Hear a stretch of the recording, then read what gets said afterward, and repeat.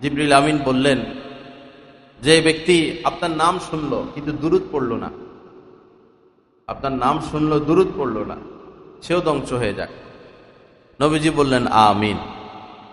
এজন্য যখনই নবীজির নাম আসে সাল্লাল্লাহু আলাইহি ওয়াসাল্লাম বলা, একই মজলিসে যদি বারবার নবীজির নাম আসে, প্রথমবার নিতেই হবে, দুরূদ শরীফ প্রথমবার পড়তেই হবে, পরবর্তীতে মুস্তাহাব হয়। উত্তম হলো নবীজির নাম আসলেই সাল্লাল্লাহু আলাইহি ওয়াসাল্লাম। এই আমলটা আরবে দেখা যায়।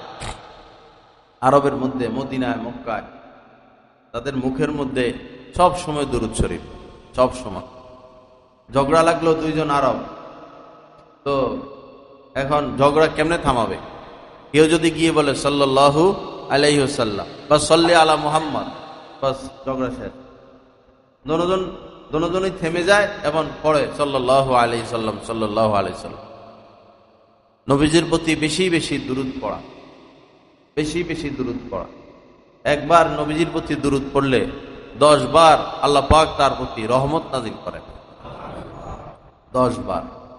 রমজানে অন্তত 1000 বার যেন দুরূদ হয়, 1000 বার। ইফতার করে মাগরিব পড়ে এখন কি কাজ?